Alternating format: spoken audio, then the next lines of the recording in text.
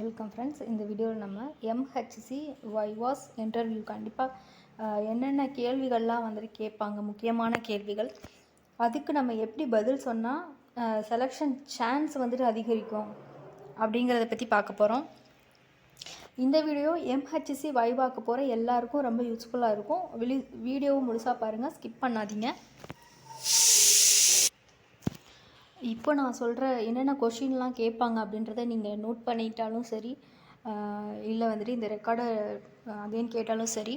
So என்னென்ன கொஷின்ஸ்லாம் வந்துட்டு கேட்பாங்க அப்படின்றத ஃபஸ்ட்டு சொல்லிடுறேன். அதுக்கான ஆன்சர் நம்ம எப்படி அவங்களுக்கு பண்ணோன்னா நம்மளுக்கு செலெக்ஷன் சான்ஸ் அதிகமாக இருக்கும் அப்படின்றத பற்றி நம்ம பார்க்கலாம். ஃபஸ்ட் கொஷின் வந்துட்டு என்ன கேட்பாங்கன்னா, உங்களை பற்றி சொல்லுங்கன்னு கேட்பாங்க. இது ஒரு ஜென்ரலான கொஷினு.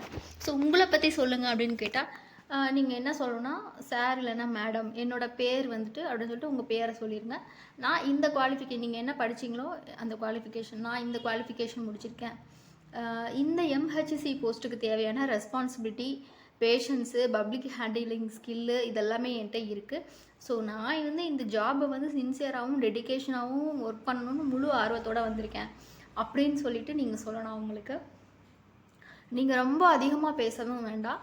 அவங்க கேட்டாங்கன்னா கேட்குற கொஷினுக்கு ஒரு 20லேருந்து 30 செகண்டுக்குள்ளே உங்களோட ஆன்சர் இருந்தால் போதும். ஸோ அந்த மாதிரி நீங்கள் பேசுங்க.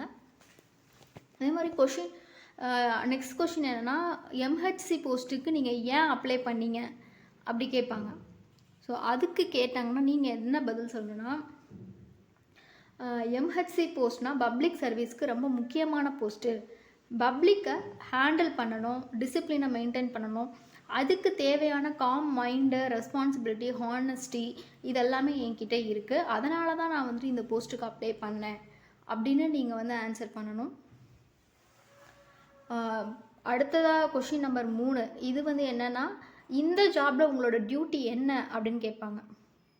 ஸோ நீங்கள் எம்ஹெச்சி எப்படி ஆன்சர் பண்ணணும்னா, எம்ஹெச்சியில் இருக்கும்போது ஆஃபீஸ் டிசிப்ளின் மெயின்டைன் பண்ணுறது, ரெக்கார்ட்ஸு ஃபைல்ஸ் ப்ராப்பர்லி ஹேண்டில் பண்ணுறது, ஹையர் அஃபீஷியல் சொல்கிற இன்ஸ்ட்ரக்ஷனை சரியாக ஃபாலோ பண்ணுறது, பப்ளிக்கை ரெஸ்பெக்ட்ஃபுல்லாக டீல் பண்ணுறது. ஸோ இதெல்லாம் என்னோடய முக்கியமான டியூட்டிஸு அப்படின்னு நீங்கள் சொல்லணும். 4th கொஷின் பார்த்தீங்கன்னா, ஸ்ட்ரெஸ்ஸாக இருந்தால் எப்படி ஹேண்டில் பண்ணுவீங்க அப்படின்னு கேட்பாங்க. ஸ்ட்ரெஸ் வரும்போது காமாக சுச்சுவேஷனை அனலைஸ் பண்ணுவேன். எமோஷனாக ரியாக்ட் பண்ணாமல் ரூல்ஸ் அண்ட் இன்ஸ்ட்ரக்ஷன் படி தான் டெசிஷன் எடுப்பேன். பப்ளிக் சர்வீஸில் பேஷன்ஸ் ரொம்ப முக்கியம் அப்படின்னு சொல்லிட்டு நீங்கள் ஆன்சர் பண்ணணும். ஸோ நெக்ஸ்ட் கொஷின் பார்த்தீங்கன்னா, 5வது கொஷின், உங்களோட ஸ்ட்ரென்த் என்ன அப்படின்னு கேட்பாங்க. என்னோட மெயின் ஸ்ட்ரென்த் என்னென்னா பேஷன்னா பொறுமை, பேஷன்ஸு, டிசிப்ளினு, சீக்கிரமாக லேர்ன் பண்ணுற அந்த கெப்பாசிட்டி, அபிலிட்டி, ரெஸ்பான்சிபிலிட்டி. ஸோ இந்த கொஷின்ஸ் இந்த மாதிரி தான் நீங்கள் ஆன்சர் பண்ணணும். ஸோ இந்த குவாலிட்டிஸ்லாம் கவர்மெண்ட் சர்வீஸ்க்கு ரொம்ப யூஸ்ஃபுல் அப்படின்னு சொல்லிட்டு நீங்கள் சொல்லணும். ஸோ பேஷன்ஸு, டிசிப்ளின், சீக்கிரமாக லேர்ன் பண்ணுற எபிலிட்டி, ரெஸ்பான்சிபிலிட்டி. ஸோ இதெல்லாமே இதுதான் உங்களோட ஸ்ட்ரென்த்து அப்படின்னு சொல்லிட்டு நீங்கள் உங்களுக்கு எக்ஸ்பிளைன் பண்ணணும். அடுத்தது 6வது கொஷின், வீக்னஸ் இருக்கா, உங்ககிட்ட ஏதாவது வீக்னஸ் இருக்கா அப்படின்னு சொல்லிட்டு கேட்குறாங்க. அப்படின்னா நீங்கள் இதுக்கு ஸ்மார்ட்டாக ஆன்சர் பண்ணணும். சார், நான் ஒரு வேலையை பர்ஃபெக்டாக செய்யணும்னு அதிக கவனம் செலுத்துவேன், அதனால் சில சமயம் அதிகமாக டைம் எடுத்துக்குவேன், ஆனால் இப்போ ப்ரியாரிட்டி வைஸ் ஒர்க் பண்ண பழகிட்டேன் அப்படின்ற மாதிரி நீங்கள் எக்ஸ்பிளைன் பண்ணணும். இது எனக்கு வீக்னஸ் இல்லை, இது மைனஸ் அப்படின்ற மாதிரி நீங்கள் சொல்லக்கூடாது. அதாவது மைனஸ் அப்படின்ற மாதிரி அவங்களுக்கு சொல்லக்கூடாது. ஸோ இது நான் ஒரு நேர்மையாக ஒரு விஷயத்தை செய்கிறேன் அப்படின்ற மாதிரி தான் அவங்க பெர்ஸ்பெக்டிவில் நீங்கள் எடுத்துகிட்டு போகணும். அடுத்த கொஷின் பப்ளிக்கில் ஏதாவது ஒரு ப்ராப்ளம் நடந்துச்சு அப்படின்னா அதை நீங்கள் எப்படி ஹேண்டில் பண்ணுவீங்க அப்படின்னு கேட்குறாங்க. ஸோ அதுக்கு நீங்கள் பப்ளிக் என்ன கம்ப்ளைண்ட் பண்ணுறாங்களோ அந்த கம்ப்ளைண்ட்டை நான் பொறுமையாக கேட்பேன். ரூல்ஸுக்கு எதிராக இல்லைன்னா அவங்களுக்கு ஹெல்ப் பண்ணுவேன். ரூல்ஸுக்கு எதிராக இருந்தாங்கன்னா அவங்களுக்கு எக்ஸ்பிளைன் பண்ணுவேன். பப்ளிக்கை ரெஸ்பெக்ட் பண்ணி தான் பேசுகிறது தான் என்னோடய ஃபஸ்ட் ப்ரியாரிட்டி அப்படின்ற மாதிரி நீங்கள் அவங்களுக்கு ஆன்சர் பண்ணணும். ஸோ உங்களோட இன்ட்ராக்ஷன் முழுசாகவே பப்ளிக் இன்ட்ராக்ஷன்ஸ் அதிகமாக இருக்கும் அந்த ஜாபில். ஸோ அதனால் அவங்க வந்து அந்த மாதிரி கேட்குறாங்க. அடுத்து 8வது கொஷின் பார்த்தீங்கன்னா, கவர்மெண்ட் ஜாப் உங்களுக்கு எதுக்காக, ஏன் நீங்கள் கவர்மெண்ட் ஜாபுக்கு ஆசைப்பட்றீங்க அப்படின்னு கேட்பாங்க. இதுக்கு நீங்கள் ஆன்சர் எப்படி பண்ணணும்னா, கவர்மெண்ட் ஜாப் அப்படின்றது வந்துட்டு ஜாப் செக்யூரிட்டிக்காக மட்டும் இல்லை, பப்ளிக்கு சர்வீஸ் பண்ணுறதுக்கான ஒரு ஆப்பர்ச்சுனிட்டியாகவும் நான் பார்க்குறேன் அப்படின்னு நீங்கள் சொல்லணும்.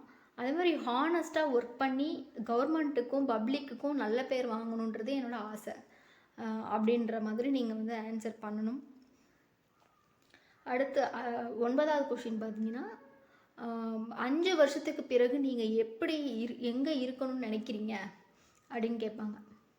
ஸோ இதுக்கு நீங்கள் என்ன ஆன்சர் பண்ணலான்னா, 5 இயர்ஸ்க்கு பிறகு இந்த டிபார்ட்மெண்ட்டில் ஒரு எஃபிஷியன்ட் அண்ட் ட்ரஸ்டட் எம்ப்ளாயாக நான் இருக்கணும்னு நினைக்கிறேன், ப்ரமோஷனுக்கு எலிஜிபிள் ஆகிற மாதிரி சின்சியராக நான் ஒர்க் பண்ணுவேன், அந்த மாதிரி நீங்கள் வந்துட்டு ஆன்சர் பண்ணலாம்.